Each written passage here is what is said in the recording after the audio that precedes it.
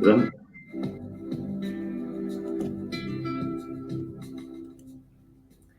Señor presidente, muy buenas noches. Buenas noches. ¿Me va usted permitir que le pregunte directamente? ¿Organizó usted legal, señor González? Jamás se me hubiera ocurrido. Yo soy un demócrata de toda la vida, convencido de que solo se pueden utilizar instrumentos democráticos para luchar contra el crimen. ¿Autorizó usted la guerra sucia contra ETA? Nunca autoricé ni nunca encubrí. ¿Toleró usted en algún momento eso porque le estaba resultando útil a la guerra? Repito que en ningún caso ni lo toleré, ni lo consentí, ni mucho menos lo organicé, obviamente. Este dramático diálogo. Hola, bienvenidos al canal. Ahora os dejo aquí con uno de nuestros suscriptores, ¿vale? Que se presentará y os dejo esperar un momentito. Muy buenas, adelante. ¿Qué tal? Buenas noches. En el canal utilizo un seudónimo que es el de Lucio Cornelio, un seudónimo en honor a Lucio Cornelio Sila, el enemigo de Mario, el optimate enemigo de Mario, el que era candidato del pueblo, que después dio origen a Julio César. Yo soy muy partidario de Lucio Cornelio Sila y utilicé este nombre. No obstante, debo decir mi nombre completo. Yo me llamo José María Muñoz Conde, soy médico, especialista en ginecología y obstetricia, y dentro de mi faceta médica soy un experto en diagnóstico prenatal, un tema del cual se podría hacer un monográfico ajeno, en el caso Rovella, pero muy político a su vez, experto en ultrasonidos y en diagnóstico precoz del cáncer. Además, soy perito judicial para la especialidad. También soy escritor, aficionado, vocacional. Aprovecho para hacer publicidad de mi novela Todo Negro, editorial Eride. He prometido regalártela, pero si no, pues 15 euros tampoco te vas a arruinar. No hay problema. A su vez, soy un aficionado a la geopolítica, que es también una parte que me apasiona. Si tengo que comentar el vídeo que acabo de ver, que ya lo vi en su día, de Felipe González, debo decir varias cosas con arreglo a ese hecho. Lo primero es quién hace la entrevista. Es una entrevista que te la hace una persona muy similar a como si tienen que llevar a cabo contigo una entrevista acusatoria, y esa entrevista acusatoria te la hace tu hija más querida. Con lo cual queda un poco digamos, grotesco que te pregunte inquisitorialmente uno de los nuestros, un Godfellas, como es Gabilondo, ¿no? Con el legal hay que decir lo siguiente. El legal a Felipe González se lo pidió media España o España entera. Otra cosa es la forma en que lo llevó a cabo. Claro. Evidentemente, es algo que se palpaba en el ambiente, que algo había que hacer. Pero lo que no se puede hacer es lo que hizo González. Entonces, que él se exima de esa responsabilidad en su día, cuando incluso llegaron hasta la puerta de la cárcel donde ingresaba Barrio Nuevo y Vera, por un acto delictivo relacionado con el legal, como fue el secuestro del segundo Marey. Y en la misma puerta de la cárcel tuvieron la caradura de bailar el corro de la patata. Eso ya clama al cielo y fue una más de las muchas fechorías que esta gente hicieron en su día. Por tanto, el tener una actitud mafiosa, haciendo y negando, negando y haciendo, es una máxima que han tenido toda la vida desde que llegan al poder, de una forma bastante espuria, como fue lo que supuso la entrada de los socialistas en el poder, digamos, prácticamente de la mano de la CIA, de Henry Kissinger y de todo el contubernio internacional que decidió que en España tenía que haber una democracia a la fuerza, vía Carrero o vía lo que fuese, y a su vez que era necesario que hubiese un gobierno de izquierda, pero harto manejable durante muchos años, que aún continúa esa estela como se desprende del expediente Royuela. Vamos a pasar a leer una carta y luego entramos con tus inquietudes, ¿vale? Esta la tienes en pantalla, ¿verdad? Sí. Y pone Cándido Conde Pumpido Tourón, 28 de octubre del 96. Aquí hay unas letras de Mena al principio que le amenaza con esta carta a Conde Pumpido. y vemos cómo se dirige a Felipe González Márquez, Madrid, excelentísimo señor, sirvan estas líneas para mostrarle, por un lado, mi incuestionable amistad hacia su persona y prolífica labor que ha realizado en beneficio de nuestro país, y en segundo, para avanzarle que no deberá usted comparecer en calidad de imputado en el juicio que se celebrará en la Sala Segunda del Tribunal Supremo, a la que pertenezco desde el 8 de febrero del 95. Estoy de acuerdo con la oferta que me pasó su contacto, pero tendrá que hacerla extensiva a otros 2 miembros de los 10 que acordarán el próximo día 4 de noviembre que no se le cite en calidad de testigo en el juicio a celebrar contra su exministro y su exjefe de los Servicios de Seguridad del Estado, José Barrionuevo Peña, y Rafael Vera Hernández Huidobro. No correrá la misma suerte los mencionados Barrionuevo y Vera y demás encausados, quienes, como para que usted pueda eludir su comparecencia como imputado, deberán, de acuerdo con lo pactado, ser condenados a penas ejemplarizantes.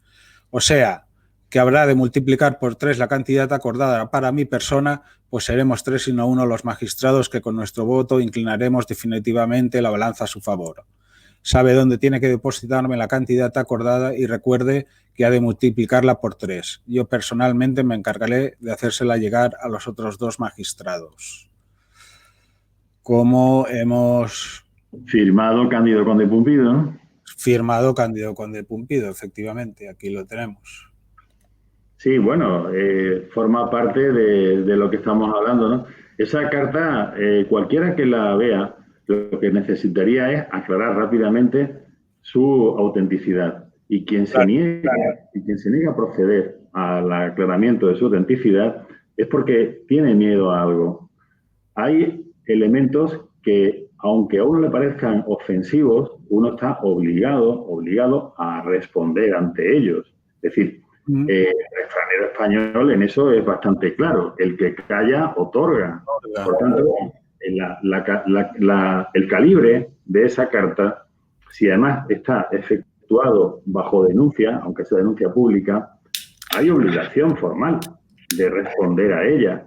Si te están denegando la autenticidad de la carta, demuéstrese que es falsa. Sométase a periciales en grafológicas, a estudios de expertos de la forma que sea, y se diga, no, es falso, esa carta no es auténtica, alguien se la ha inventado y por tanto... Aquí con el añadido de que en la carta aparecen unas letras de Mena escrita que dice, esta es la carta que conoces a la perfección, con lo cual le da más credibilidad a la propia carta porque aparece también encima las letras de Mena, ¿no? Evidentemente. Claro, todo gira, el Expediente Royuela, si gira en torno a algo, como una peonza, es en torno al fiscal José María Mena, ¿no? Evidentemente, ese plus añadido le dota de una autenticidad que ahora, visto en el tiempo, claro, los que tienen pocos años o tenían en aquella época menos de 18 años, o menos de 20 años, menos de un uso de razón, digamos, de adulto, no se percatan de lo que supuso en aquella época, no ya la llegada de los socialistas al poder, sino el 23 de febrero, el poder omnímodo que detectan los socialistas a partir de ganar las elecciones en el año 82, creo. Sí, creo que posteriormente todo lo que sucede, por ejemplo, con la expropiación de Rumasa, lo que después aparece con los años de plomo, la creación del GAL, toda esa historia contemporánea de la democracia española, que parte de la transición, quien no lo conozca no sabe lo que supuso en aquella época todo aquel revoltijo que, de no ser por el ataque frontal que realizaron Pedro J. Ramírez del Mundo y Antonio Herrero desde la COPE, hubiesen seguido gobernando esta gente de tiempo indefinido, que eso estaba ya todavía atornillado, atado y bien atado, y esa guerra sucia, ese entramado, donde empiezan a repartirse el poder, 4 o 5 partidos políticos ejerciendo una dictadura férrea de cada uno de ellos, partidos políticos a su vez inexistentes, que no se subvencionan, se autonomizan por dinero propio, sino dinero del Estado.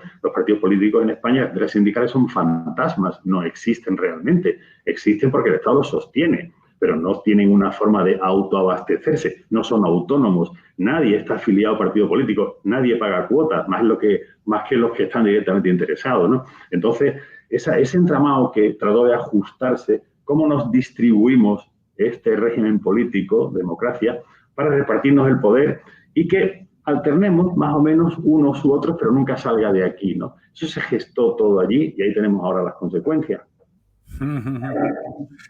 Pues bueno, hemos visto el vídeo de Felipe González, la entrevista, y hemos visto una carta bastante polémica que aparece en el expediente Royuela, y me gustaría que tú, como ciudadano honrado, nos hables qué supone para ti o qué supuso para ti el expediente Royuela cuando lo conociste y por qué etapas pasaste. El expediente Royuela es de los elementos más perturbadores que han sucedido en la sociedad española o que suceden en la sociedad española prácticamente desde que se está en el régimen del 78. El expediente Royuela, si no se oculta o bien se tergiversa o bien se tamiza desde una forma diferente, y eso no sé cómo sucederá, porque entre otros estoy delante de uno de los protagonistas del expediente, como eres tú, supone, cuando empieza uno a escucharlo, que el vocablo increíble no se te quita de la cabeza, porque empiezas a leer o a oír al tándem original que comenzó el año pasado en el mes de julio, que es don Alberto Royuela y su hijo Santiago, y empiezas a escuchar la relación de crímenes y dices, bueno, pues vale, estaría bien si habláramos de una mafia policial, una mafia judicial y policial que hubiesen quitado en medio a 15 manguis, a 20, a 30 mangantes del narcotráfico, más o menos altamente cualificados. Pero yo lo puedo entender. Una mafia judicial y policial siempre ha existido y es algo muy antiguo. Pero resulta que esa mafia nos vamos no a 15 o 20 o 30, sino nos vamos a 1.100 o 1.200, una cosa desorbitada. ¿Y los que no se saben? ¿Y los que no se saben? Bueno, es que encima don Alberto dice, pero es que además no se queden ustedes aquí, lo dice tan tranquilo. Tengo 1.300 acreditados, pero conozco un zulo donde hay muchos más. Hay muchos. Increíble, no, lo siguiente. Pero es que eso no solamente es que sea increíble el número, sino que es que empezamos a ver la lista de la compra y aparecen personas que el que tenga el que hubiese tenido menos de 18 en aquella época no lo va a entender. Claro, no lo entiendo. Bastante más, dice, aparece como asesinato por encargo del teniente general Gutiérrez Mellado. Gutiérrez Mellado fue un tótem del régimen del 78. Gutiérrez Mellado salió tan fortalecido o más que el propio rey de España del golpe de Estado, del 23F, porque Suárez se diluyó, dejó el poder, lo obtuvo Calvo Sotelo durante 2 años, que le hizo el gran favor a los socialistas de entrar a España en la OTAN, que si no hubiesen tenido que entrar los propios socialistas, aquellos famosos de OTAN de entrada no, lo entró Calvo Sotelo, duró 2 años, arrasaron los socialistas en las siguientes elecciones y Suárez se diluyó. El más conspicuo representante de aquella fase fue, tanto como el rey, el teniente general Gutiérrez Mellado, que de pronto ha pasado al abismo, por no decir una cosa, al abismo de la historia. Ya nadie se acuerda de Gutiérrez Mellado, ya ha pasado al olvido más absoluto. Sin embargo, fue el general totémico del régimen del 78. Bueno, pues resulta que es uno de los más conspicuos asesinatos por encargo. Luego tenemos que aparece otro señor que fue el artífice de que aún todavía no gobiernen los socialistas, que fue la COPE y Antonio Herrero. Además de Antonio Herrero fue otro asesinato por encargo. Yo tengo una anécdota con Antonio Herrero en aquel sábado de gloria. Yo tenía una embarcación, y la tengo todavía, cerca de Cabo Pino, donde él murió, y yo estuve también pescando por aquella zona. Retirado de él, me enteré por la noche de que había muerto al intentar bucear. Bien, Antonio Herrero, desde la COPE, junto con Pedro J. Ramírez, desde El Mundo, fueron los artífices de la demolición de los socialistas. Bueno, pues aparece también dentro de lo que es la lista de la compra de a quién hay que eliminar. A su vez, para que sigamos con la palabra increíble, aparece el padre de una magistrada presidenta de audiencia de Cataluña, sí, padre y compañeros también magistrados. Entonces uno va viendo y escuchando y dice, increíble, increíble, increíble.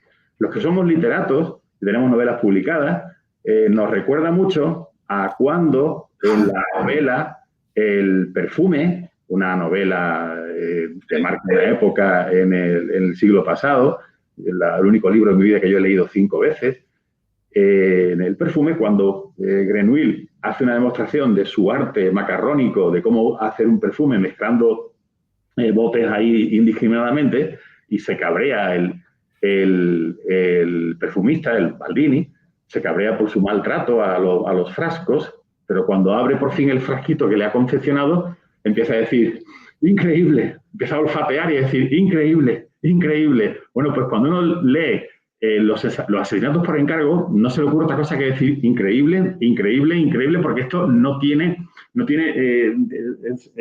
razonamiento lógico. ¿Esto cómo puede ocurrir? Sin embargo, aparece una serie de datos manuscritos, aparece una serie de detalles, de pelos y señales de cómo aquello se ejecutó y dice uno, Dios mío, y esto yo estoy a punto de quitarle la preposición in y dejarlo increíble. Es decir, que lo increíble, estamos empezando a desmontar el in ante el adjetivo y pasamos a denominarlo como realmente creíble todo lo que está sucediendo, ¿no? Entonces, eso es de las cosas que más sorprende del expediente Royuela, aparte de lo que supone ya la extensión amenazante a magistrados, a presidentes de audiencia, la forma de ejecutar, que ciertamente la relación de encargos es exactamente igual que si llama uno al supermercado y pide que le pongan 1 kilo de manzana, otro de naranja, otro de cebolla, medio kilo de lomo de cerdo y cuarto y mitad de hueva fresca, ¿no? Pues alguna cosa parecida, ¿no? Entonces, eso es algo que tiene como característica el expediente Royuela, que pasa uno del increíble a decir, me parece que esto es harto creíble. Es lo que marca, de verdad, el expediente Royuela a quien lo empieza a leer y quien se mete dentro de él. Porque, claro, no es solo un magistrado, son varios magistrados los que se cargan. Y Gutiérrez Mellado, Herrero Lima, al presidente de la CONCAPA, de padres de alumnos católicos, la Confederación, a un senador del PP también, luego a un familiar de los Borbones. Cierto. También que un aristócrata comentó el Arconte el otro día que localizó. Claro, y todo eso a su vez informando a la hija de uno de esos magistrados, que a su vez era presidente de la Audiencia de Barcelona, de lo que ha ocurrido. Es informada, intenta poner en marcha algunos mecanismos indagatorios y de pronto eso se cercena. ¿Qué sucedió? Para que una hija que toma interés por la muerte de su padre de forma accidental poco clara o de forma claramente dolosa mediante encargo, y que lo que ha ocurrido, que esa muerte ha sido realmente un asesinato, bueno, pues tenía que haber continuado hasta el final. Eso nos ocurre a cualquiera de nosotros y ya no pararíamos, ¿no? Sin embargo, esta señora comienza y de pronto para su pesquisa y ahí se queda, ¿no? Entonces, una detrás de otra, lo que yo decía al principio, cuando hablamos del número, te sorprende, resulta increíble el número, pero cuando hablamos de la calidad de los personajes, aún resulta más increíble todavía. Claro, si esto no se aclara, si esto no, las personas aludidas no se ponen en marcha para desmentir, para ver qué ha pasado aquí, oiga, que me están acusando de algo muy grave, quien calla otorga, esto no tiene pies ni cabeza, esto el expediente Royuela hay que seguirlo hasta el final y ya veremos dónde acaba. Pero esto no es cualquier cosa, esto significa una podredumbre enraizada en lo más profundo del Estado. Por tanto, continuar y hacer una presión popular, dado que esto no lo ampara nadie, esto lo amparamos los que estamos interesados en el asunto, pero esto no está amparado por ningún partido, no hay un mínimo interés por ningún medio de comunicación, hay no sé cuántas miles de denuncias puestas en los juzgados por parte de la... Ay, José María, perdón. Viene. Que ayer por primera vez recibí un mail de un periodista de un medio de comunicación conocido. No diré de momento nada. De plantilla, el periodista. Sí, sí. No es un freelancer, es un plantilla. Periodista investigador, pero de un medio bastante conocido por todo el mundo, por todo español lo conoce, y por primera vez en la historia de este expediente, mira que hemos enviado documentación, información, parece ser que hay una persona interesada. Lo que dice, claro, él habla de las notas y dice, es que yo no puedo hablar de notas por hablar, ¿no? Digo, no, tú puedes hablar de la querella del 2006, que eso no te mojas, o puedes hablar de las instrucciones que llevó, las diligencias de la María Eugenia Alegret Burgués, que hemos comentado, que la presidenta, que le matan al padre, puedes hablar de ello tranquilamente, ¿no? O sea, no hay ningún problema. Y bueno, veremos a ver qué es lo que nos depara. Ojalá tengamos suerte. Bueno, ten en cuenta, Santiago, que ese periodista que se ha interesado quiere decir que está enviado por el dueño del periódico. Es decir, que la fuerza que gobierna, oculta o no oculta, ese medio de comunicación. Los medios de comunicación no hay ninguno que sea independiente, todos tienen un amo. Por tanto, los dueños de ese medio de comunicación les ha interesado el asunto, con lo cual ha enviado un tentáculo que es el periodista, más o menos inquisidor, más o menos inteligente, más o menos perspicaz, pero la intención, por tanto, parte del dueño del medio de comunicación. Me parece excelente, claro, me parece muy bien. Es que ten en cuenta que hablamos de, como he dicho hasta ahora, ningún partido político, ningún medio de comunicación, ningún juzgado de miles a los cuales se le ha mandado el expediente. Hombre, algo falla aquí. Es decir, un país no puede estar tan podrido, vamos, es imposible. No cabe en la cabeza. Esto no se sostiene. Entonces, por ahí se empieza, me parece bien, claro, magnífico. Y en cuanto a masonería, ¿sabes algo? ¿Tú podrías decir de lo que has visto? De masonería sé mucho. ¿Qué entiendes por geopolítica? De masonería sé mucho, pero por vía directa. Yo tuve un tío abuelo que era el amigo íntimo, maestro masón, el amigo íntimo de don Diego Martínez Barrio, ministro de la Guerra y último presidente de la República Española, ya iniciada la Guerra Civil. Él era su gran amigo, Manuel Muñoz Conde, de Fuente de Andalucía. Nosotros somos todos de Fuente de Andalucía, aunque yo esté recriado ya de adulto en Carmona, pero somos todos de Fuente. La familia Conde, muy señera, y más, incluso tanto como los Conde, Muñoz Conde, Conde Muñoz, son apellidos que somos allí clásicos en la zona. Manuel Muñoz Conde fue alcalde del pueblo, mi tío abuelo, maestro masón, y mi abuelo paterno era su hermanastro, José Muñoz López, y por la parte materna otros dos fueron abuelos, fueron alcaldes, mi abuelo materno y su hermano, tío abuelo Luis Conde Erce, mi abuelo Pepe. Entonces, Manuel Muñoz Conde fue maestro masón. Yo no lo conocí, pero sí conocí, lógicamente, a su sobrino, que era mi padre, que tuvo un juicio por pertenencia a la masonería. Salió por los pelos. Manuel Muñoz Conde, no obstante, fue condenado a muerte. ¿A muerte? Sí, fue condenado a muerte. Él se salvó.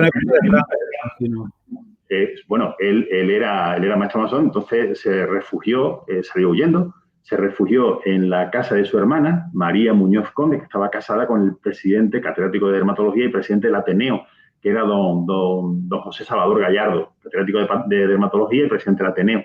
Tiene una anécdota curiosa, don José Salvador, porque la República, el Ateneo en Sevilla es el que patrocina la cabalgata de Reyes Magos. Le dijeron que no podía seguir siendo cabalgata de Reyes Magos, entonces don José Salvador le cambió el nombre por cabalgata de los magos de Oriente, mi tío abuelo. Entonces se refugió en casa de su hermana, doña María Gracia.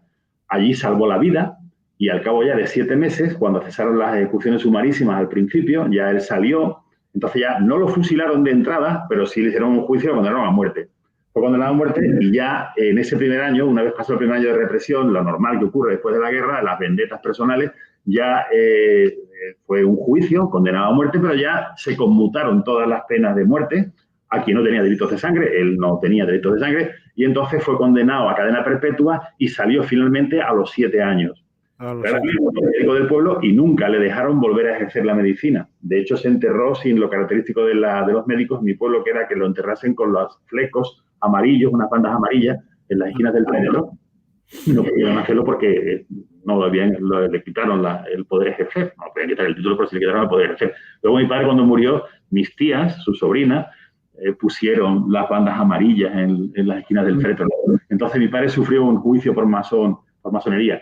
La masonería realmente existe, es una intención de dominio mundial, es una contrapartida a la religión católica, ya parte esta historia de la Revolución Francesa, que fue un producto de la masonería en gran medida, y ciertamente la República tenía un componente masónico para oponerlo al dominio de la Iglesia que ejercía sobre la nación española y aún sigue teniendo un predominio, una vigencia absoluta, esa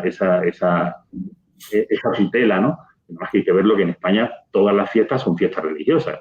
Navidad, Romería, Corpus Christi, Semana Santa, el 15 de agosto, aquí no hay fiestas civiles. España es un país sin fiestas civiles realmente. Todo se tamiza a partir de una fiesta religiosa, ¿no? E incluso el 12 de octubre, que era un día de la raza, un día civil, un día genético, pues metieron a la Virgen, ¿no? Entonces, bueno, Virgen del Pilar, Día de Santiago, San Pedro y San Pablo, el Corpus Christi, la Romería, el 15 de agosto, la Inmaculada Concepción, el Día de Todos los Santos, la Navidad, la Biblia en verso. Evidentemente la masonería hizo frente a todo ese dominio absoluto de la Iglesia Católica sobre España, ¿no?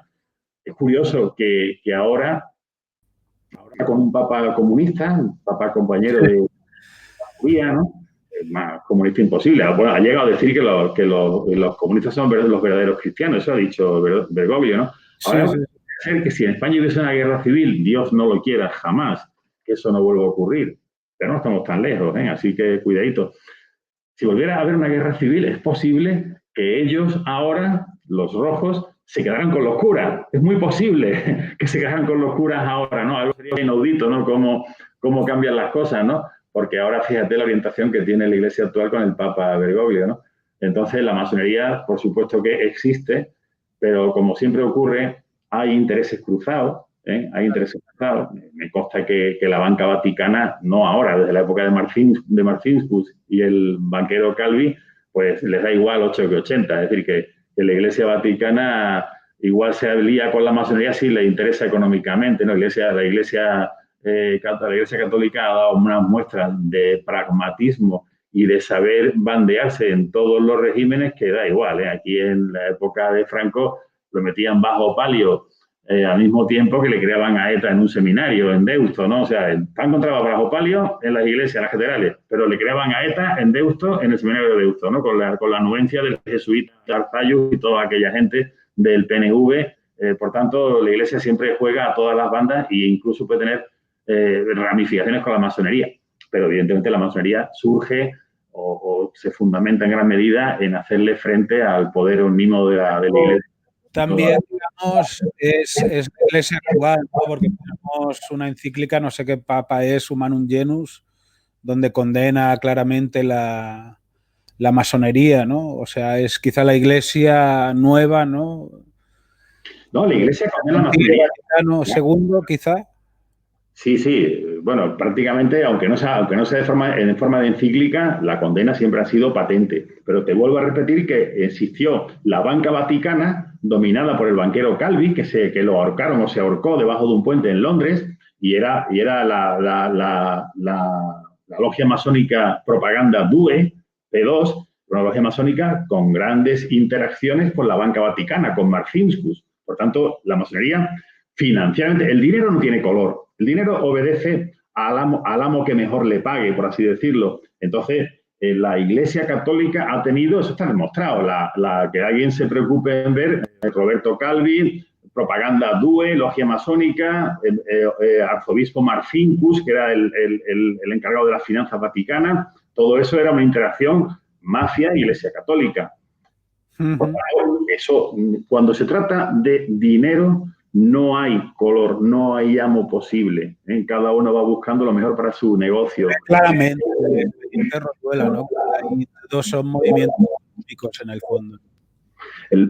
Claro, la masonería está muy presente en el expediente Royuela porque al albur de la masonería, Mena conchaba a un sinfín de magistrados, los introduce dentro de su logia, lo introduce dentro de la Pandi, de su tenida, que es como se llaman las reuniones de los masones, las tenidas, y entonces, pues, lógicamente, volvemos otra vez a lo que era el título de la película, Godfellas, uno de los nuestros, ya todos pertenecemos a la Pandi, pertenecemos todos a nuestra tenida masónica, y aquí nos entenderemos bien. Y aquí nos repartiremos las áreas de poder, que es, lógicamente, el colofón de todos los asesinatos que se describen en el expediente Royuela son encargos y a continuación que hay 30.000 euros para ti, que hay 100.000 euros para aquel, que hay 200.000 euros para el otro. O sea, todo se resuelve en eso, ¿eh? O sea, sí, es dinero, es dinero. Euros, aquí da igual, aquí no... Realmente la figura de los masones aparecen cuando Mena introduce a un montón de gente en la masonería, de magistrados y fiscales, y arremete contra los que no quieran entrar. Y aparece de nuevo cuando le salvan en la querella del 2006, ¿no? Que se dirige al gran maestro de la Logia de España, luego a través de la Logia de Uruguay y de la Intermasónica Hispanoamericana, pues por recomendación llegan a la Logia Humanidades de Zapatero, que pertenece, y Zapatero decide hablar con los magistrados, ¿no? O sea, son tratos de favor, en el fondo, lo que se observan por ahí. Quizá no sabrían que es un criminal, ¿tú crees? No, la persona que hace un trato, quien hace un trato de índole mafiosa, difícilmente va a poder soslayar que lo que hay detrás es un crimen. ¿Qué tipo de crimen o qué magnitud del crimen? Pues a lo mejor resulta que por curiosidad lo ha querido averiguar o a lo mejor no lo sabe ni quiere saberlo. Pero los mafiosos económicos se sabe que es porque hay un crimen detrás. En este caso la descripción que se hace de cada uno de los crímenes y el emolumento que se cobra por ese concepto difícilmente no se iba a saber, ¿no? Busco que yo me meto un dinero en el bolsillo y no sepa su procedencia y por qué se ha metido ese dinero en el bolsillo. No, los crímenes por encargo se sabe por qué se han encargado, cuál es el objetivo. Otro de los crímenes, aunque no sea conspicuo por el personaje, pero ciertamente el que matasen, o parece ser que también uno de los encargos ha sido del famoso Antonio Guerra, el Patilla, ¿no? Seguramente el Patilla, que era un viva la Virgen y un vividor completo en todos los muchos hermanos de Alfonso Guerra, el Patilla querría mojar en los negocietes también de su hermano Juan, ¿no? Claro. Querría mojar, querría también su comisión, su cachito, y aún tuviéramos una divergencia de criterio y quitémoslo del medio, ¿no? Evidentemente la importancia de Antonio Guerra, la importancia política era nula, pero sí da que pensar que si había unos negocietes ocultos en esa familia, en ese Juan Guerra, el conseguidor, pues ahí teníamos armas de uno y a lo mejor el Patillas, pues quiso que le den su parte o quiso también tener ahí participación en el negocio y quién sabe, ¿no? Entonces, que haya conocimiento de los encargos, eso es seguro, eso no me cabe ninguna duda de por qué se encarga. ¿Crees que cuando los masones ayudaron a Mena sabían perfectamente que ayudaban a un criminal? Sí. Vamos a ver. Sí, ¿no? Claro, aquí nadie se chupa el dedo, Desde luego. Claro, otra cosa distinta es hasta qué punto fue la ayuda o hasta qué punto se miró de reojo, porque tú puedes mirar un crimen, lo puedes ver de frente o bien verlo de reojo, ¿no? Entonces, esa capacidad de presenciar un acto criminal desde la grada alta del estadio o presenciarlo en primera fila de banco de pista o desde el foso de los jugadores, pues cambia mucho la percepción, pero la has presenciado igual. Estuvieses en la última fila del graderío o estuviese en una fila preferente de tribuna, el crimen las presencia igualmente. Entonces, el mirar de reojo nos quita para que se conozca y se sepa, si no todos los pormenores, si el grueso del objeto de lo que se ha realizado. Eso está claro. Y estás al corriente de lo que sucedió en el 2009, ¿no? De la presidenta que abre las diligencias, Eugenia Alegret, con la fiscal María Conte Massacs, y durante 5 o 6 meses y las cierran. Sí, cierto, eso es de los relatos más sorprendentes, donde la palabra increíble vuelve a hacerse patente, porque ciertamente, según relata tu padre, se interesa por algo que le compete de forma directa, que es la muerte de su padre asesinado, ¿no? Entonces abre diligencias y luego, por entrevista con el fiscal Mena, las cierra de forma sorprendente. Bueno, evidentemente, eso dice uno nuevamente, bueno, pues esto es increíble. ¿Cómo es que entonces, si asume que su padre ha muerto de manera violenta y actúa como tiene que actuar, no ya una jueza, sino una hija, y en pocos meses esto desaparece el interés, desaparece la pesquisa, volvemos al vocabulario increíble? En cambio, si te das cuenta de que esto se está haciendo de forma sucesiva, no con esta jueza sola, sino con muchos más, dice, bueno, evidentemente esto es creíble. Hay una mafia detrás que está ocultando todo esto y que tiene capacidad para coaccionar a personas de mucha importancia que le comen en la mano y que lo ocultan todo. Pues ciertamente va quitando la I de increíble para convertirlo en creíble. Ya te decía que si no reaccionan ante esto, si no reaccionan, el que calla otorga, y tiene muy mal aspecto porque es una podredumbre que hunde sus raíces muy profundas dentro del Estado. Y, por ejemplo, las personas que instruyen diligencias en esas fechas, la presidenta Eugenia, la fiscal María Teresa Comta, y también estaba la consellera d'Interior de Cataluña, Tura Camafreitas, Montserrat, que es familiar del político Tura. Y, bueno, la fiscalía instruyó diligencias. Bien, se cierran. María Eugenia Alegret abandona la presidencia del Tribunal Superior, con la fiscal Comte Massacs no sé qué ha pasado, si sigue todavía como fiscal jefe, pero bueno, ahora que se está haciendo público más o menos el expediente Royuela, aunque sea en las redes sociales solo, en cierta medida habrá llegado a oídos de ellos, tanto de Mena como de los fiscales, como de María Eugenia Alegret, como de la Fiscalía de Cataluña, ¿no? Y muchos personajes de la Fiscalía de Cataluña que puedan observar la documentación y lo que estamos denunciando por Internet, claro, estarán viendo que, o sea, si tú has contemplado esta realidad, ellos la pueden ver más aumentada, ¿no? Con mayor detalle, con mayor precisión, porque son conocedores más del terreno por donde se movía Mena y conocedores, pues bueno, de la red delictiva que se movía por los mundos de la fiscalía y de la magistratura, ¿no? Y aparte, pues, de los guardias civiles y policías, que eran los ejecutores, ¿no? Más iba descendiendo hasta los sicarios. Pero esta gente quizá puede ser que no esté actuando porque sepan que es una verdad grande y la quieran dejar que trascienda o no. ¿Tú qué pensarías que la Fiscalía de Cataluña o del Estado español, quizás si tiene constancia, por qué no se está dejando tantos meses emitir y publicar la web? Automáticamente ahí el refranero viene en nuestra ayuda, ¿no? Significa, como dicen los argentinos, estar en la pomada o estar en el ajo. Quien teniendo conocimiento de todo esto ya de forma patente y fehaciente en medios de comunicación alternativos, YouTube y en muchas páginas web que se están interesando y que se han mencionado por lo menos, ¿no? El propio Iker, el de Cuarto Milenio, pues lo ha mencionado. Hay muchos canales en YouTube que inciden en este caso. Evidentemente, quienes gobiernan ahora la Fiscalía de Cataluña y quienes gobiernan las magistraturas de Cataluña como lugar donde sucedieron los hechos inicialmente, evidentemente, si no actúan es porque tienen un conocimiento temeroso del asunto. Es decir, pertenezco a la pomada, sé de qué va, pero no seré yo quien se mueva, no seré yo quien haga casus belli de esto por lo que me pueda tocar. O sea, cuidado por dónde va a estallar la bomba, ¿no?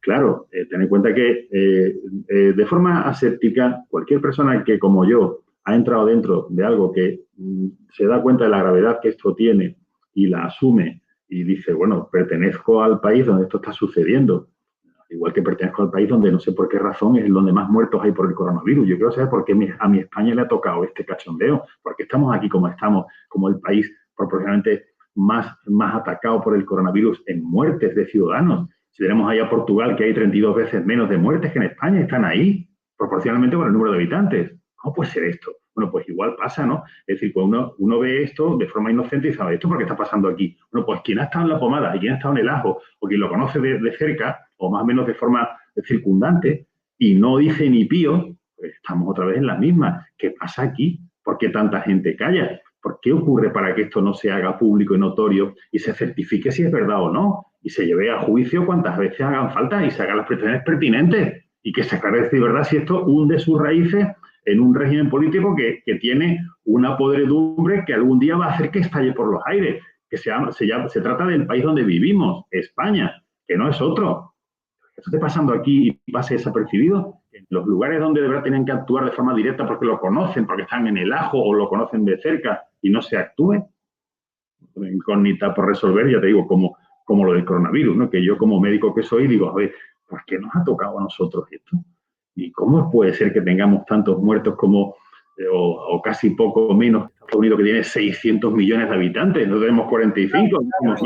Como médico que eres, ¿es tan probable que de China que empieza en Wuhan y llegue hasta todo el mundo? ¿El virus es así o...? No, eso es un virus camelístico. Este es un virus propagado, a mi juicio, de forma intencionada, y que lo que ha conseguido ha sido esta situación actual de confinamiento biológico por una guerra bacteriológica que se está librando. Lo que ha conseguido ha sido fijar los tres bloques de dominio mundial. Estos tres bloques, que ya estaban diferenciados, ahora se han fijado mucho más. Estados Unidos, con su área de influencia, en la obsesión de gobernar América entera, el hacer de América, el vocablo América identifica a Estados Unidos, ¿no? Tienen una obsesión con ello. Y les quedaban dos resquicios que eran de cachondeo, que era Evo Morales y el pobre Maduro, y se los van a ventilar, ¿no? Entonces América entera pasa a ser de dominio, Europa entera, que es una sucursal de Estados Unidos, Rusia, que tiene su área sólida, potente, con Irán, sobre todo, y con Ucrania, que se la van a comer con papas fritas, y China, con su perro de presa, que es el gordito de Corea, y toda su área de influencia en Asia, ¿no? Esos tres bloques han fijado sus posiciones, se han repartido el mundo y se han dado cuenta de que no hace falta dispararse, sino con una guerra bacteriológica, una arma bacteriológica, tenemos confinado a nuestras pequeñas, a nuestras grandes áreas de influencia, a nuestros pequeños mundos, nuestras áreas de influencia, las tenemos confinadas, las tenemos domesticadas. Por tanto, ya veremos si algún día volveremos a hacer una guerra, en este caso nuclear y exterminadora. Pero de momento, sin hacer una guerra, hemos fijado nuestras áreas, nos hemos repartido el mundo, los podemos dominar como queramos, siempre con una amenaza. Lo que hace falta ver es que se quede aquí y no nos manden otro virus malvado, dentro de un tiempo, para seguir asustándonos, domesticándonos y sabe Dios qué conseguir, porque puede que ahora han conseguido demostrar el dominio absoluto sobre la población. La población no responde, se ve confinada por el miedo, por el pánico y se ha quedado absorta del golpetazo que ha recibido. Pero es que puede que lo siguiente sea un cambio de territorio, un cambio de territorialidad, de forma que posiblemente tengamos que modificar nuestro sitio, nuestro hábitat, y Europa se quede convertida en África y los europeos nos vayamos a África, de forma que a lo mejor algún día no tan lejano podríamos asistir en vez de la Feria de Sevilla, a la Feria de Nairobi, y la romería del Rocío sería la romería de Accra o Johannesburgo, porque hagan un cambio territorial, ¿no? Y entonces modifiquen los territorios, ¿no? Modifiquen las naciones, los hábitats de los diversos países, ¿no? Y se coman desde la Patagonia, se coman Europa y tengamos que cambiar de territorio. Puede que tengan destinado algo de eso para nosotros. De momento, lo que han conseguido es saber que la población responde al miedo, responde al pánico, se la puede controlar perfectamente con el miedo y eso es prueba superada. Sí, estamos como... Pues ha dicho que es una pandemia, que lo es, supongo, pero estamos como si fuese como en una guerra, todos en casa. Claro, han conseguido fijar los 3 bloques, esto es un concepto de geoestratégica, los 3 bloques han fijado su área de influencia, de dominio absoluto sobre esas áreas de influencia, sin tener que tener entre ellos ninguna guerra. Por tanto, no hay más que ver el mapa actual. América entera se la han comido, Europa está domesticada y es una sucursal de Estados Unidos, una sucursal territorial y financiera. Obedece a Wall Street y a la City londinense y a la gente financiera de la Reserva Federal y todo lo que todos conocemos, de los Rothschild, Rockefeller, Barbour y toda esta gente. Y Rusia dice, bueno, pues de acuerdo, estoy de acuerdo con vuestra área de influencia, la mía es esta, se me respeta, nadie me toca. Sería Ucrania, Irán y algunas repúblicas asiáticas antiguas de la URSS, y China, pues el gigante asiático al cual le han pegado un palo. Ten en cuenta que China tiene 1.400.000 millones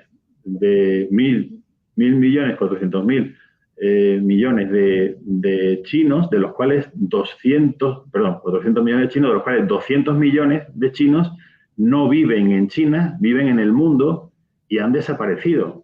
Aquí donde vivo en Sevilla. Aquí en Sevilla no hay un solo chino. O sea, pasas por las tiendas de los chinos y están todas cerradas a cal y canto y no verás nunca jamás un chino por la calle. Tampoco se veían muchos antes, pero ahora ya mucho menos. Entonces, claro, han conseguido esquilmar o quitar de en medio o hacer que se vean con malos ojos a los 200 millones de chinos que estaban fuera de China. O sea, que a China le han pegado un cachete diciendo, oye, cuidadito, te estás metiendo muy profundamente en nuestro sitio y no te queremos aquí.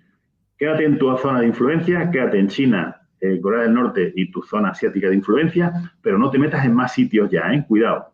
Y China lo ha entendido, China lo ha entendido. China sabe que cuidado que le van a dar otro coji en la cabeza como siga invadiendo comercialmente el resto del mundo. Entonces, le han traído otra vez 200 millones de chinos que no saben dónde meterse porque van a ser vistos con muy malos ojos cuando esto se reanude y le han puesto las peras al cuarto que se dice. Por tanto, es un experimento magnífico para fijar 3 áreas de influencia, Rusia, China, Estados Unidos, sin tener que pegar ni un solo tiro. ¿Cuál es el futuro? Bueno, vacunaciones, o te mando otra epidemia, o bien te cambio de territorio y te hago que desaparezca Cataluña y tal sitio y te vas a tener que ir a Senegal porque los voy a meter a los senegaleses, los voy a meter aquí en tu país, ¿no? Y va a desaparecer Luxemburgo, Holanda y Bélgica, que son países de cachondeo, y entre el Congo embelicado como vendetta lejana de la época de Leopoldo II. O sea, el Congo en Bélgica y vosotros Bélgica iros al Congo, ¿no? Y cosas así pueden tener preparados, no te extrañe nada. Esto es el comienzo de algo mucho más serio que nos aguarda. Sí, sí. Bueno, y volviendo al expediente Royuela, una pregunta que me gustaría hacerte. ¿Tú esto lo has comentado con amigos? ¿Qué opinan? ¿Hay diversificación de opiniones? ¿Hay diversidad? Hay la palabra consiguiente, Santiago. ¿La palabra cuál es? Increíble. Increíble. ¿Te lo crees? No. No, eso es un rollo, tío. Eso no, nada, imposible. Yo he querido profundizar en el tema, como tú, por ejemplo, que... No he visto inquietud ninguna. Yo no tengo una gran vida de relación social. Bueno, últimamente ninguna, porque estamos confinados. Pero antes, como tengo la tara, la malajá que se dice en Andalucía, de trabajar de sol a sol, pues tengo muy poco tiempo y los fines de semana lo que me apetece es descansar. Pero con las personas que lo he tratado, que habrán sido 7 o 8, y les he explicado un poco el asunto y con los cuales yo debato acerca de lo que es la democracia y de lo que son las dictaduras y debato acerca de que cualquier régimen político, ya el que sea, acaba siendo lo mismo en cuanto a forma de poder. El poder se ejerce de forma omnímoda, la democracia no es más que una dictadura encapsulada, una dictadura encubierta, no tiene otra historia. La democracia es tan dictadura como cualquier otro régimen. Lo que haría falta sería al menos que funcionara, que es lo que falta aquí, que no funciona. A mí me da igual que la democracia sea una dictadura encubierta, sí funciona, pero no funciona. Y a las pruebas me remito. Y lo del expediente Royuela es una prueba taxativa de la poderumbre que la democracia esconde, ¿no? Entonces, cuando hablas del expediente Royuela, en primer lugar, los que son unos catalanes que conozco, he hablado con un par de catalanes, ellos tienen una mala información y una mala opinión del clan Royuela, de la familia Royuela, ¿no? Una familia que está estigmatizada desde la transición, era guardia de Franco, franquismo puro, eso en Cataluña ahora cotiza a la baja de hace muchos años, por tanto, ellos no creen en absoluto, o sea, no es que lo cuestionen o sean escépticos, ¿no? Dicen que no, que todo lo que venga de Royuela eso es mentira, que esa gente era muy facha, que esa gente era tal tipo de cosas, y, pero también soy facha yo, ¿no? Y no, pero tú eres otra cosa distinta, ellos son además tal y cual, ¿no? Y fuera de ahí, fuera de gente que no conoce a Royuela y que no conoce, o mínimamente conoce el expediente, porque yo se lo he comentado, porque han visto algún vídeo, no, eso es imposible, eso no, nada, eso es un rollo, eso es imposible. Entonces, lo despachan con eso, ¿no? Lo que es increíble es imposible de que suceda, ¿no? Como no me cabe en la cabeza, pues no lo puedo asumir, ¿no? Claro, porque es curioso que personas como mi padre y yo, que venimos de lo que ellos llaman la extrema derecha, estemos dando una lección de democracia, ¿no? O estemos evidenciando al régimen que tenemos, que yo no me voy a meter con la democracia, pienso que hoy en día estamos destinados a las democracias, ¿no? Pero por lo menos que haya justicia y que sea serio, ¿no? El asunto, y que no es un presidente metiéndose en una querella porque están acusando a un fiscal porque le hace un favor porque resulta que es masón, ¿no? Entonces, es curioso que se esté lanzando una lanza, ¿no?, contra el sistema que lo puede derrumbar por completo si esto se pone las cartas sobre la mesa, que procede de una familia que había sido identificada con la extrema derecha y que nos habían estigmatizado mucho, como has podido observar en tus amigos, ¿no? Todo lo que venga de Royuela, y que podemos ver en el expediente Royuela cómo el fiscal Mena se preocupa bastante de estigmatizar a mi padre durante bueno, en los medios de la prensa, ¿no? Cómo se dedica él mismo pues a verter las informaciones y a decir que metan mierda sobre mi padre y a crearnos una mala imagen que precisamente es la que han recibido tus amigos, por ejemplo.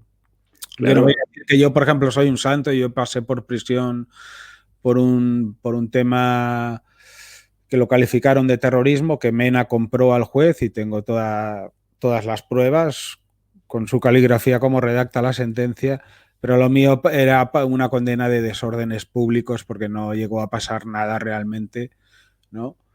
Y el hombre se venga con una rabia total, ¿no? Con lo cual a mí se me crea una imagen en Cataluña de un terrorista, cuando realmente no sucede nada, era una hora que no había absolutamente nadie y era ETA quien venía, ¿no? Claro, esa postilla nunca debes de olvidarla, ¿eh? Esa postilla siempre hay que decirla que aquello fue una acción más o menos, bueno, más o menos no claramente ilícita, pero que fue reacción a un homenaje organizado por etarras, que no fue... Sí, eran etarras.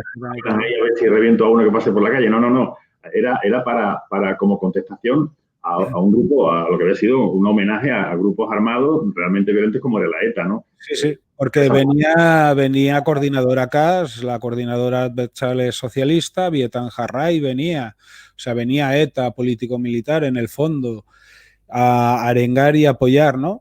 Y se hizo la noche anterior sin que hubiese nadie dentro, ¿no? Porque obviamente a mí no se me ocurriría causar daño a nadie, ni sí que queríamos manifestar nuestro rechazo, ¿no? Y el fiscal ahí pues me cogió un punto, ¿no? Porque claro, había cometido yo un ilícito que entiendo. Sí, pero fíjate Santiago, la reflexión que has hecho antes, vosotros estáis recurriendo a todos la maquinaria de la democracia para poner de manifiesto vuestra denuncia. Es decir, la democracia para vosotros es la herramienta a la cual estáis recurriendo para que esto se aclare, para que esto se evidencie, para que se haga justicia con los crímenes que se detallan en el caso Royuela y se investiguen y se llegue hasta el final. Bien, eso no quita para que la herramienta que la democracia ofrece pueda ser empleada por una persona como tu padre que dice, vamos a ver, quede claro, yo no soy demócrata, pero utilizo las herramientas del sistema político en el cual vivo para denunciar estos hechos. Claro, pues, porque es un ciudadano como otro cualquiera. recurre a la democracia. En cambio, los demócratas, los que tienen la palabra democracia en la boca, no quieren saber nada de este asunto. ¿Cómo se casa esto? ¿Cómo puede ser entonces que los no demócratas o acusados de ultraderechista, que es prácticamente, el ultraderechista ya es el escalón final, ¿no? Porque Sí. ya lo siguiente ya es que te digan ya es un fascista, es un nazi, ¿no? Entonces eso ya es el sello, ¿no? El sello ya de que puede ir tranquilamente a las galeras, ¿no? Entonces, ¿cómo se cuece que los acusados de ultraderechistas estén utilizando todas las herramientas que la democracia le ofrece y la democracia, es decir, los demócratas no reaccionan de ninguna forma ante ello? Ese es el mensaje final de este asunto. Claro. Es curioso que el sistema se caiga, ¿no? O desde el expediente Royuela, ¿no? Por eso no le dan difusión, ¿no? Quizá. No le dan difusión por él. ¿Qué caería el sistema si saliese todo? El régimen del 78, si no vuela por los aires, ha de reestructurarse de pe a pa, porque no olvidemos que al igual que has empezado con la entrevista famosa de Gabilondo a Felipe González, no olvidemos que el principal o casi el único partido que sale implicado como colaborador y encargo, o sea, el partido que realiza encargos de eliminar a tal o a cual, no olvidemos que es el partido que actualmente gobierna. Es decir, que estamos hablando de que si resulta que efectivamente hay participación en los encargos de asesinato del partido político que gobierna actualmente, bueno, es que quedamos entonces. Es que entonces resulta que el dueño del puticlub, cuando por fin indagamos, el dueño del puticlub es el cura párroco. Hay un plus añadido, es decir, que una cosa es que al final el dueño del puticlub sea un golfante del pueblo, a que sea el cura párroco. Si es un delito, será el mismo delito a efectos prácticos porque la persona es la persona humana, pero a efectos morales, que lo haya montado el puticlub, el cura párroco, tiene otra consideración distinta, ¿no? Entonces, que el Partido Socialista, que es el que principalmente sale, o el único partido que sale en los encargos de asesinato, que sea el Partido Socialista, pues sí, es el partido que ha gobernado en España durante casi toda la democracia y el que sigue gobernando ahora. Fíjate entonces lo que sería como elemento distorsionador y revolucionario del régimen del 78. Una cuestión, no solo sería un golpe al PSOE, sería también que estamos hablando de jueces, magistrados, policías, policía científica, Instituto Anatómico Forense. Y políticos. Hablamos de políticos. Claro, si resulta que un Estado se fundamenta en los... La separación de poderes, además, se ve cómo se viola continuamente. Si en un Estado resulta que están implicados en un compendio, en un batiburrillo de crímenes y de contubernios masónicos y de estafas económicas, cuerpos judiciales, es decir, jueces y fiscales, altas magistraturas del Estado, políticos de alto rango y cuerpos de seguridad del Estado, eso quiere decir que de las 4 patas en que se sostiene el Estado, 3 están podridas, ¿no? Entonces, mal asunto. Si un régimen político resulta que tiene de 4 patas 3 tocadas, con mayor o menor número de polillas en su interior, evidentemente ese régimen tiene que remodelarse, tiene que rehacer, tiene que resetearse de nuevo, de la forma que sea. Pero, ya te digo, no podemos seguir haciendo el paripé de que estamos en una democracia cuando se exige que la democracia funcione y en este caso no está ocurriendo. ¿Y cómo te imaginas tú, por ejemplo, si esto reventase en las noticias y la justicia echase manos en todo? ¿Cómo crees que reaccionaría el pueblo español? Si esto saliese ya por la tele como el coronavirus, ¿no? Como una noticia de la dimensión que debe de ser, que se merece. Es impredecible, te voy a decir por qué. Es impredecible, yo puedo hacer una conjetura, pero sería un brindis al sol. Es impredecible. El pueblo, como tal pueblo, está mediatizado por lo que salga en la tele, por los medios de comunicación. Si un partido político, por ejemplo, asumiera el caso Royuela y se hiciera, apadrinara la divulgación del caso y que se llegase a enjuiciar a los supuestos criminales y se llegase hasta el final con periciales caligráficas, con acusaciones y juicios, interrogatorios, pesquisas, periciales y de todo, dudo mucho que ese partido político no tratara de adueñarse del expediente Royuela. Con todo mi respeto hacia ti y hacia tu padre, pero así sería. Un partido político no renuncia, si muerde la presa, a hacerse dueño de ella.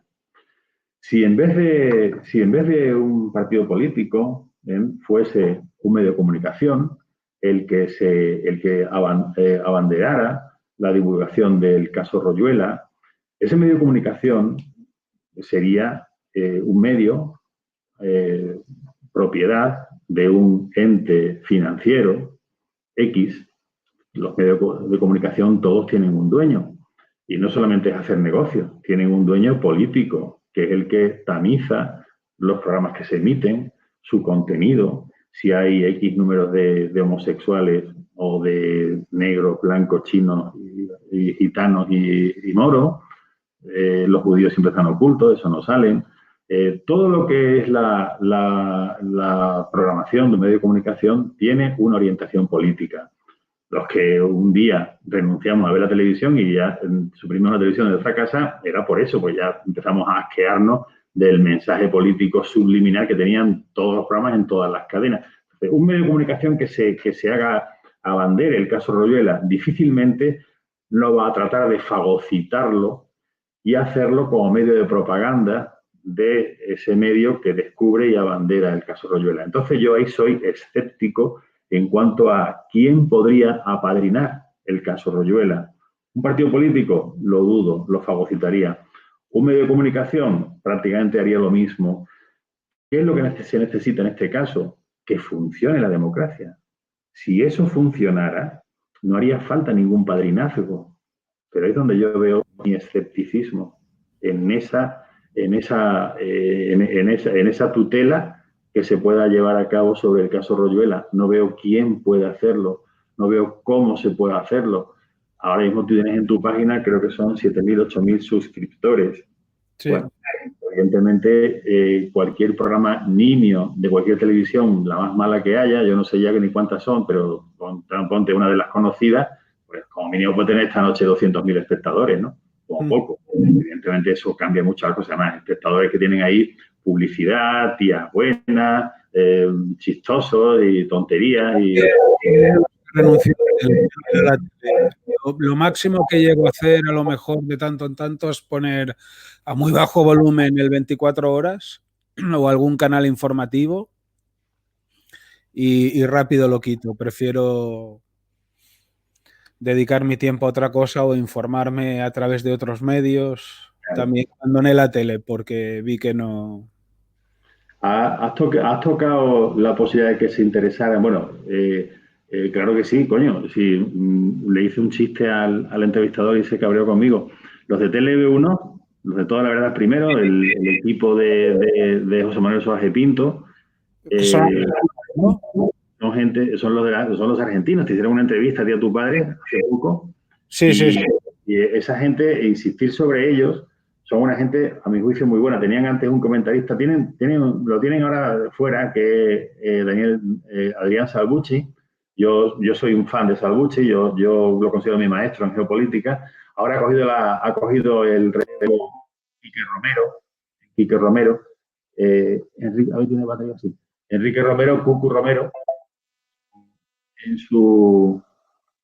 su programa de Telesónica, creo que se llama, y tiene también unos comentarios políticos magníficos. Toda esta gente, Salvucci, Quique Romero, TLV1, los argentinos son muy buenos y ya se han hecho cargo, ya han hecho una entrevista y si siguen el caso sería estupendo. Espérate un segundo.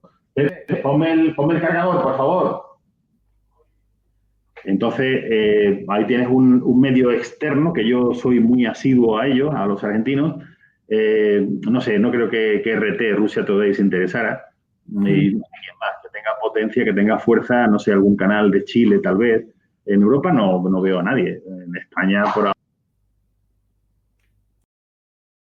fenómeno. Y está también Pilar Baselga y la de Inmatrix, son gente muy buena, muy mentalizada.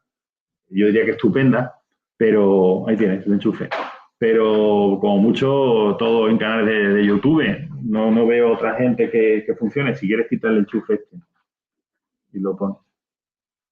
Este digo yo, Pepe. Espera un segundo, Santiago. No, toma, aquí lo tengo. Aquí, vale. Bueno, yo un poco que están con problemas de batería, supongo. Ya está enchufado, ¿no? Sí, ya está enchufado, sí. ¿Está funcionando, Pepe? ¿Está funcionando? Debería, míralo. No sé, yo no lo sé, velo tú. A ver. ¿Está funcionando o no? ¿Cómo se pone? ¿Aquí? Sí, sí. No, es que no, lo que no va es el enchufe. No, lo que no va es el enchufe. Ponlo aquí entonces, en este mejor. Os dejaré un momento conmigo. Ahora continuaremos con José Manuel, que nos está haciendo unas reflexiones pues como ciudadano. Él, pues bueno, pues cree en el expediente Royuela. Como habéis visto, no tiene amigos que le crean. Ahora voy a dar la entrada otra vez. Lucio, ¿estás ahí? ¿José María? Estoy aquí, sí. Vale, perfecto. Ya está resuelto el problema de logística. Yo estoy aquí con mi hijo como tú con tu padre, ¿sabes? Perfecto. Yo soy el viejo y este es el que resuelve los problemas de logística. Pues si fuera yo solo, aquí no pasaba de descolgar el teléfono negro. El teléfono negro de baquelita antiguo. De ahí no salía, ¿sabes? Es como tiene que ser. Sí, porque decía... La sabiduría y la experiencia y él la novedad. Claro, la única forma de escuchar bien era cuando tenías el teléfono negro y te daba el auricular, se ponía a la altura de la boca. Ahora tienes que hablar y el auricular está por eso el que sabe, me está escuchando, pues más o menos, ¿sabes? La tecnología. Y eso que yo soy, curiosamente, me he ganado la vida con los ultrasonidos, con la medicina física, que lo sepas. Con la medicina física. Soy experto en ultrasonidos y en Doppler y en 3D y 4D. Y es curioso, sin embargo, todo lo que es la tecnología informática me cabrea mucho porque creo que le han hecho los yanquis a su imagen y semejanza, no tienen nada que ver conmigo, su forma de razonar, de razonar su mente no tiene nada que ver con la mía. Entonces, como yo sé que lo ha hecho un guripa de allí de Silicon Valley, pues digo, si ese tío no tiene nada que ver conmigo, coño, si yo soy un andaluz del interior de la campiña sevillana, Andalucía profunda, yo que tengo que ver con el tío de Silicon Valley. Entonces me cabrea mucho cuando esto lo tienen estructurado según su pensamiento y yo no doy pie con bola, ¿no? Porque sé que no lo ha hecho nadie con una mente lógica, lo han hecho una gente con una mente muy atravilaria de allí, de Microsoft o de esos sitios, ¿no? Cosas muy extrañas, muy ajenas, ¿no? Apuntabas a los partidos políticos que pudieran hacer eco, ¿no? Sí. Yo te cuento que Vox Cataluña nos hemos reunido con ellos, con los directivos, creo que era el presidente, y me dijo que lo trasladaría a Madrid. Vino el coronavirus y bueno, ya sabes que todo esto frena mucho las cosas y también ellos andan muy liados con sus asuntos políticos. Pero, ¿qué crees que hará Vox? Bueno, Vox lo debería tener muy claro. Vamos a ver. Resulta que el principal implicado es un partido ante el que ellos están enfrente, en el Parlamento y enfrente de su política permanentemente. No tienen ningún punto de conexión con el PSOE. Resulta que hablamos de el abanderamiento de unos encargos de crímenes donde se encuentran las siglas PSOE detrás. Bueno, pues, como dicen los cursis de los comentaristas televisivos, blanco y en botella, ¿no? Si tienes ahí a un partido que consideras tu enemigo, al que atacas denodada y continuamente, y tienes este expediente Royuela, donde ese partido es un elemento princeps de los encargos criminales, pues, hijo mío, si no te interesa es porque algo tienes de connivencia con ese partido. Otra forma de entenderlo no hay.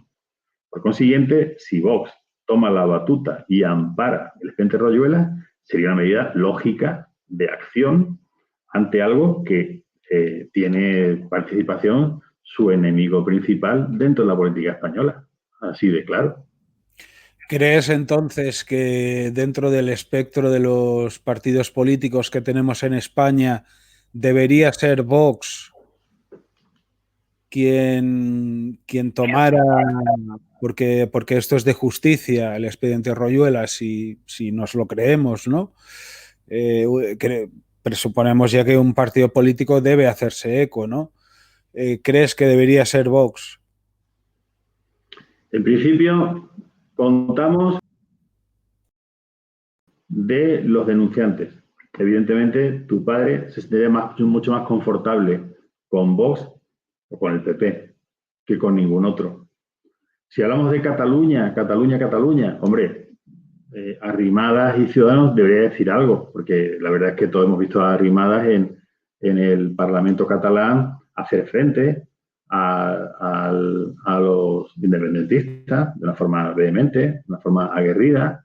Por tanto, si hablamos de Cataluña y también se interesara a Ciudadanos, pues podría valer, siendo Cataluña. Pero fíjate, Ciudadanos, que ahora está apoyando al PSOE y siempre han andado ahí en la cuerda floja apoyando al PSOE de una forma limítrofe, derecha pero no del todo, derecha con ribetes de izquierda, se presonan siempre en el orgullo gay para que los insulten y los ofendan y los humillen. Les gusta a ellos presentarse allí en el Día del Orgullo Gay como si fuesen también uno más de ellos, ¿no? Y es un partido que hablamos de Cataluña, puede tener cierta vigencia, pero yo creo que el confort mayor de Alberto Royuela sería con Vox y con el PP, principalmente Vox. Por tanto, en honor a los demandantes, Vox ciertamente sería el partido idóneo. Pero no nos engañemos, no nos engañemos. Los partidos y España entera no es un país autónomo, no es un país independiente. Obedecen a un amo, que es un amo exterior, que son los dueños de la deuda pública española, que ya abarca a 1.200.000 millones de euros. Por tanto, por afinidad ideológica, Vox, sí. ¿Hasta dónde puede llegar? No lo sé. Pero respondiendo a tu pregunta de que sería Vox los más directamente relacionados con un apadrinamiento de este caso y para que lo sacaran adelante políticamente, sí, la respuesta es claramente Vox el más cercano, sí, con certeza. ¿Y crees que le interesaría a Vox armar este circo donde se cae la democracia?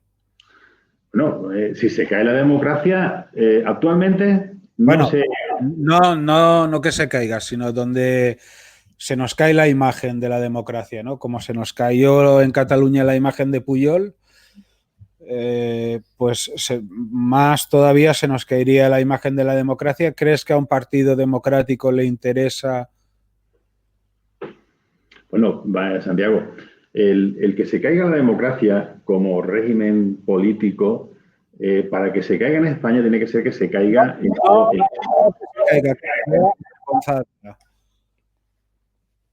que ellos puedan admitir que se le clave un rejón de muerte a la democracia española. Hombre, deberían de admitirlo, porque si estamos hablando de una podredumbre interior de las raíces democráticas, evidentemente se trataría de hacer un reseteo del régimen, no una anulación del régimen. El régimen ahora mismo, para que se pueda modificar en su totalidad, supondría tenerlo que modificar en su totalidad en toda Europa. Y eso es imposible. Por tanto, que haya un reseteo de la democracia, lógicamente esto lo está necesitando. ¿Hasta dónde se llegaría? Yo no lo sé. No lo sé. La previsión política a corto plazo es muy difícil. Ciertamente, Vox tendría en su mano el poder ser el protagonista de ese reseteo del régimen, de ese reseteo. Y ya de paso arrastrar con algo mucho más profundo, que es resetear la democracia, erigir a España como un país realmente unido en todo, en lo bueno y en lo malo, solidario, un país que tuviese una territorialidad diáfana, impositiva, sin compartimentos estancos, sin policías diferentes, con una lengua uniforme, aunque cada uno conserve su identidad y su propia lengua sin ningún problema, pero que nos entendamos todos, que no haya diferentes regímenes impositivos, que haya una solidaridad. Todo ese reseteo que sería hacer España de nuevo, aunque se mantuviese el Estado democrático, Vox tiene en su mano poderlo abanderar y llevarlo a cabo.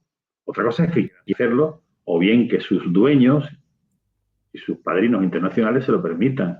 Pero por supuesto que no va a cambiar la democracia con toda certeza, seguirá siendo un régimen de partidos políticos, con lo que eso conlleva de tara, pero sabe Dios cuándo se podrá cambiar, pero sería un reseteo a favor y ya de paso arrastrar el país a algo mucho más importante, que es conseguir una unidad real de los españoles y un comienzo de cero de un régimen político que, aunque sea el mismo, un poco como decía Lampedusa en Il Gattopardo, ¿no?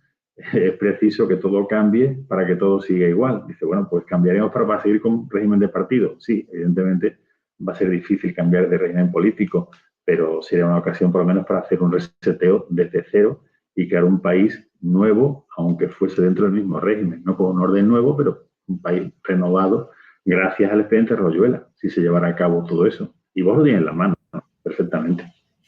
Y si Vox decide que no, ya solo nos quedan los espectros políticos más marginales, estadísticamente, no les llamo marginales por sociológicamente, ni mucho menos, que son pues tanto extremas izquierdas como extremas derechas, que llamo extremas izquierdas y extremas derechas, que nadie se ofenda, son por poner nombres, pero por ejemplo, no sé, una Falange, Democracia Nacional o el Partido Comunista, lo dudo, ¿no? Bueno, pero ten en cuenta que cuando hablamos... Villarejo publicado en el expediente Royuela y Podemos en cierta medida se vería salpicado por Carlos Jiménez Villarejo. Podemos, con todo mi respeto, en absoluto es un partido que pretenda una mejora de España como nación unitaria. A Podemos España le importa un bledo, absolutamente. Ellos viven en España, pagan impuestos en España, llevan a sus hijos a colegios españoles, pero Podemos no es un partido que tenga identidad española, ni mucho menos. Un partido que si España desaparece le daría igual. No.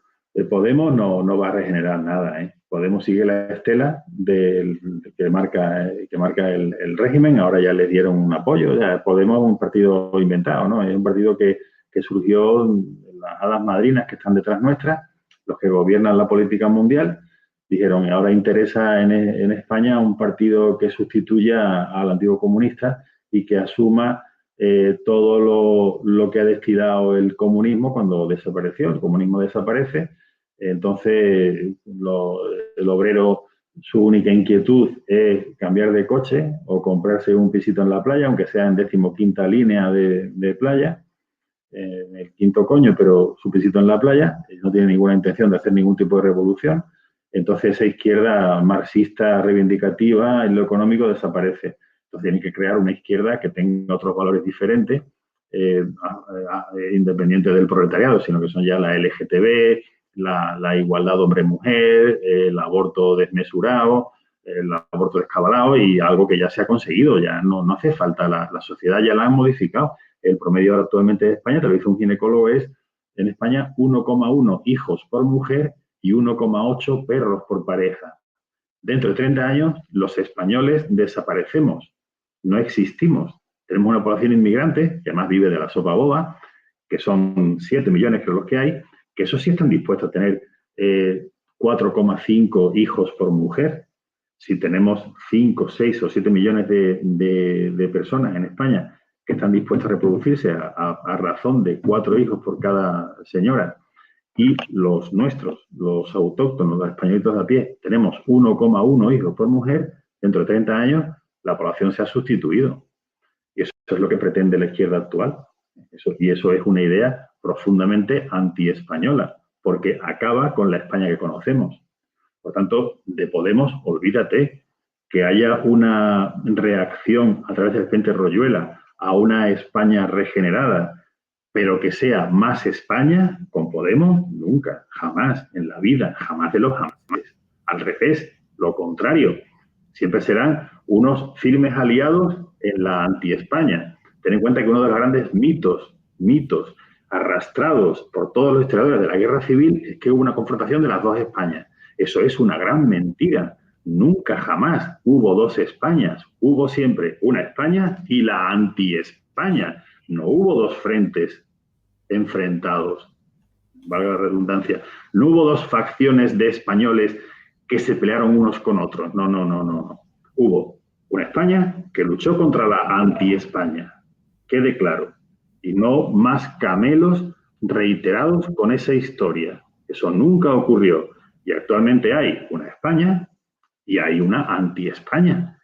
El independentismo catalán es claramente una anti-España. Los independentistas no son tanto catalanistas como anti-españoles. Si tú ves a un vasco independentista, ellos les da igual. La independencia del País Vasco es un camelo. Ellos nunca han luchado por Benabarre, Lapurdi y Zuberoa, las provincias vascas de Francia. Ellos nunca han luchado por eso. Eso es una filfa, eso les da igual. Ellos son anti-españoles. Por tanto, no es igual ser independentista que anti-españolista. Entonces, esto debe abanderarlo un partido españolista, porque se trata de regenerar la democracia en España. Y, por tanto, más España aún. Pero no cuentes nunca jamás con esta gente de la izquierda. Y el PSOE, pues, es un partido que, bueno, el PSOE estudia su historia desde Pablo Iglesias el genuino, ¿no? El que decía a Maura que cuidadito como no ganasen ellos, que le paga un bombazo que se iba a cagar por las patas abajo. Desde ahí estudias a personajes como Largo Caballero, como el Gordo Prieto. Es que el Gordo Prieto mandó matar a los tres representantes de la Iglesia de la derecha española, a Robles, a Calvo Sotelo y al otro, el de Comunión Tradicionalista. Bueno, y luego Negrín, por ejemplo. Bueno, tú estudias la biografía de esa gente y te quedas con la boca abierta. Es algo tremendo, ¿no? Hasta que ya llegó la hora en que la CIA dijo para España los niños del traje de pana, y le dio órdenes a su lacayo Willy Brandt para que apadrinaran a la CIA a través de Willy Brandt, que era su lacayo de la CIA en Europa, para que apadrinasen a los niños del traje de pana, ¿no? El González y el otro en Suresnes, y lo sacasen adelante con dineros de Flick y Flow, bueno, dinero a Manta el que le dieron, ¿no? Para que lo apoyasen al medio de comunicación, y salieron ahí como salieron, ¿no? Entonces, eso fue una creación de la CIA para España, ¿no? Pero antes de que estuviese la CIA en el poder y mandase en todos los países europeos, cada gobernante en cada sitio, en España pues apadrinó la CIA a Felipe González y a los socialistas de entonces. Los antiguos eran marxistas, o sea, el PSOE era marxista puro, era un marxismo a ultranza, el de Largo Caballero, el de Negrín, el de Prieto, ¿no? Entonces, esta gente, el Partido Socialista, no cuentes nunca más con ellos. Bueno, el caso Royuela lo tienes ahí delante, ¿no? Imagínate con ellos, ¿sabes? Como para que esta gente saliera ahora. Entonces, partidos como Falange, Democracia Nacional, ADN... Santiago, hemos hablado un poco antes de la entrevista y ya te dije yo mi opinión. Yo fui un militante de DN, Democracia Nacional, en la época de Laura Luna, con quien tuve una amistad efímera y que alguna vez hemos mantenido a través de su íntimo amigo, que era el secretario de DN aquí, que era Adonis. Yo estuve en DN, me percaté de que estaba completamente infiltrado por los cuerpos de seguridad. Me consta que lo mismo sucede con los otros que has mencionado. En aquella época era España 2000, que tenía este señor que tenía una pierna mala, que tenía negocios de balas alterne allí en Valencia. José Luis, ¿no? Creo que... Claro, dio mucho de sí, no sé si sigue. Era un hombre muy patriota y que luchaba mucho por los partidos de supuestamente extrema derecha, ¿no? Pues extrema derecha yo no creo, ¿no? Pues fíjate tú, la extrema derecha, que supondría que tendríamos un ultracatolicismo. Bueno, pues tú sabes que yo no soy religioso en absoluto y me considero algo parecido. Digo, bueno, yo soy facha, pero en el fondo no soy facha, porque el ser fascista o el ser nazi significa identificarte con el socialismo. El Partido Nacional Socialista Alemán era un partido socialista. El partido fascista era un partido abanderado por un gran socialista como era Benito Mussolini, que era un militante importante, un dirigente importante del Partido Socialista Italiano. Yo creo que es Lenin que quiere recuperarlo cuando se sale de las filas del socialismo. Claro. Entonces, el ser facha significa que eres un fascista o un nazi, es decir, que eres un socialista. Y a mí, la palabra socialista, yo cuando oigo la palabra socialista me echo mano a la cartera. Automáticamente me agarro la cartera, ¿no? Y cuando socialista, me agarro la cartera, que esta gente son muy peligrosos, que esta gente viene por mi dinero, ¿no? Yo, socialista, no quiero saber nada de ellos. Imposible. No puedo, no los trago. No creo que es la mentira personificada. Por tanto, esta gente fuera. Dentro de lo que es, siguiendo la estela de los partidos supuestamente de extrema derecha, están todos infectados de policía. Entonces, ¿qué tardé yo en DN de percatarme? En menos de un año, y dije, bueno, adiós, aquí esto parece el hombre que se llamó Jueves, ¿no? Conoces la novela, ¿no? Una novela que se infiltra un señor en una organización terrorista, por fin ya alcanza la cúspide de la organización, le dan un nombre en clave del día de la semana, de un día de la semana, que era jueves. La directiva, ¿no? La junta directiva de esa organización terrorista eran 7 miembros, y una vez que ya alcanza la cúspide de la junta directiva le dan el nombre de Jueves y se percata, descubre que lunes, martes, miércoles, viernes, sábado y domingo eran también infiltrados como él. Es decir, que la organización terrorista no existía realmente, la había inventado el propio Estado para tener a la población asustada y permanentemente con un enemigo enfrente, ¿no? Sí, una idea orwelliana. Claro. Entonces, no confíes en la supuesta extrema derecha. No confiaremos. Totalmente, a mi juicio, en mi experiencia personal, que ya hace algún tiempo, ahora 15 años por lo menos ya. Vale. Bueno, ya casi vamos a llevar 1 hora y media. Si quieres añadir las últimas impresiones o las últimas palabras. Sí, yo te la quería añadir por lo siguiente. Que se ha convertido, tus vídeos se han convertido en un monólogo sucesivo, bastante monótono para el gran público. Es decir, los que seguimos el caso lo seguimos, pero nos resulta un poco tedioso porque es muy monocorde. Yo pienso que el tener en tu casa, en el estudio, un debate sobre el asunto del día, sobre pues, las cartas de Mena extorsionando a los magistrados, ¿vale? Y eso hacerlo en forma de debate entre alguien más y tú, o entre una mesa de debate con invitaciones a la Pilar, a Rosillo, a toda esta gente, se ve mucho más seguible, se ve mucho más seguible, mucho más atractivo, mucho más ameno. Más dinámico. Que no, últimamente veo que te pegas ahí 50 minutos declamando. Tú eres un hombre que tiene pocas inflexiones en la voz, eres un hombre que tiene, una figura que no gesticula, no haces ninguna cosa divertida ni distraída, ¿no? Y no metes por un chiste por el medio, un comentario capcioso. Entonces, si fuese algo más dinámico, más movido y no el relato monocorde que ejerces, no he visto cuántos comentarios había al vídeo de hoy. Eran 7, después he visto que eran 25, realmente es muy poco. Entonces el número de comentarios es importante porque es lo que te da el sensor de que la gente lo está siguiendo, ¿no? Y creo que haría falta, yo voy a seguir escuchándolo de todas maneras porque me interesa mucho el tema y aquí estoy, ¿no? Pero yo creo que habría que darle desde ahí, desde tu casa, un envoltorio diferente, ¿eh? para que no perdiese atractivo y tuviese algo más de ritmo narrativo, que enganchase un poco más a la gente. No sé cómo se podría hacer, pero a mi juicio eso habría que hacerlo así. Vale, yo últimamente estaba haciendo el repaso a la querella del 2006, que bueno, es para la gente que quiera profundizar, ¿no? Un poco en el tema. Y mi padre pues quiere denunciar los temas económicos, pero lo que tú planteas pues lo tendremos en cuenta. Se lo comentaré a mi padre. Claro.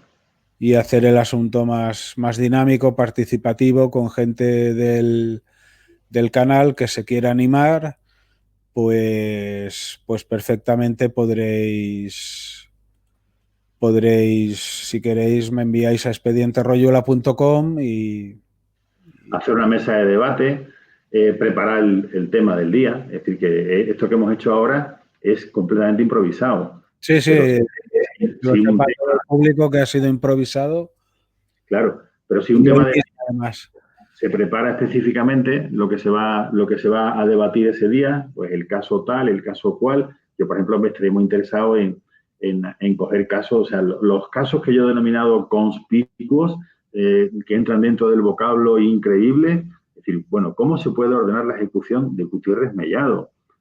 Pues si es que Gutiérrez Mellado era un tótem, que era algo equivalente al rey de España, al jefe del Estado, que salió, bueno, cuando Tejero lo cogió por el cuello, le intentó tirar, no lo tiró. Bueno, Gutiérrez Mellado durante años, a cualquier sitio que iba, tenía un número de personas que espontáneamente le decían valiente, valiente, valiente gilipollas, podrían haberle dicho, ¿no?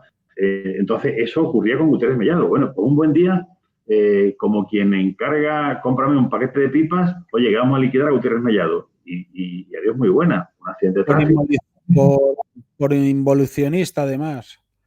Claro, exactamente, y además porque pretendía justo lo que él intentó evitar, es decir, pretendía hacer una regeneración con un golpe militar, algo inaudito, ¿no? Algo que la palabra increíble, yo he tratado de quitarla de mi vocablo, pero mientras más escucho el expediente Royuela, me sigue asaltando siempre, ¿no? Y veo que, lógicamente, las argumentaciones que se dan van quitando la I en todos y cada uno de los casos, ¿no? Lo cual es algo que dice, bueno, pues ciertamente algo hay que hacer con esto, ¿no? Porque de increíble a creíble en 1000 y pico de asesinatos por encargo, de índole política, de índole judicial, con una connivencia del cuerpo de seguridad, eso tambalea el Estado y hay que hacerlo de nuevo. Vale, José María, pues lo vamos a dejar aquí ya. Y bueno, gracias por tu participación y a ver si tenemos otro debate, ¿vale? Quédate ahora encendido, yo me despido en un momentito del canal, de la gente, y ahora charlo contigo. Perfecto, Santiago. Un abrazo a todos los que nos escuchen y gracias por su paciencia. Y a muchos pedirle perdón por la sorna de Lucio, que el anonimato da lugar a muchas brometas, pero espero que no me lo tengan en cuenta. No creo que se haya sido para tanto. La sangre no llega al río. Muchas gracias a todos. Cuando quieras, aquí estoy. Vale, pues finalizamos aquí esta charla con Lucio y quien se quiera animar y tenga cosas interesantes que decir, que me haga llegar un correo a expedienterroyuela@gmail.com. Buenas noches a todos y gracias por seguir en el canal.